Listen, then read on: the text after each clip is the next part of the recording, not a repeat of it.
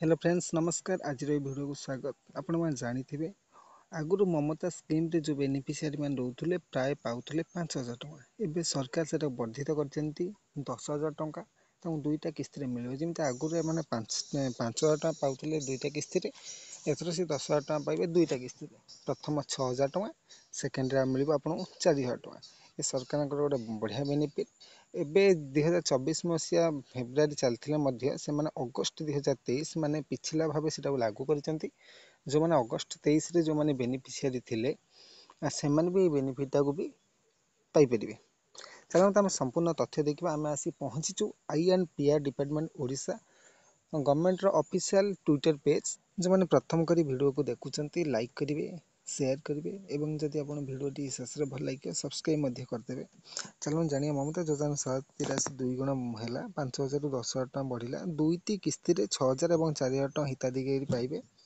August 23 रु योग्य हिताधिकारी ये वर्धित राशि पाइबे। संपूर्ण तथ्य आप देखिपारे ये ममता योजना राशि 2 गुण करिया मुख्यमंत्री नवीन पट्टनायक निष्पत्ति नहीं। यही मास 20 ରୁ 25 तारीख मध्य आपण एकाउंट रे टंका जमीज। देखो प्रथम किस्ती गर्भावस्थार 6 मास पर 6,000 टका मिल। द्वितीय किस्ती आपको शिशुर जो 10 मास हो सेकेंड किस्ती मिल 4,000 टका। 19 वर्ष ऊर्ध्व महिला माने जो माने दुईटी संतान पर्यंत सहायता मिल पार। जदि आपंकर कौन डाउट थाए ममता योजना विषय में आप निकटस्थ अंगनवाड़ी केन्द्र को जाकि कथा पारे।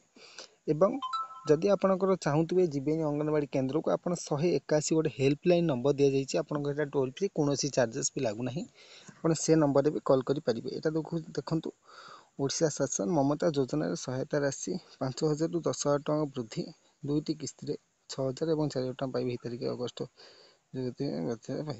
बुझे। यहाँ है मुख्य जिनस जो मैंने आप तो जानिले आज संपूर्ण तथ्य ममता योजना 10,000 टका बढ़ी जाइए। जदि वीडियो भल लगी लाइक करूँ और शेयर करूँ और सब्सक्राइब करूँ।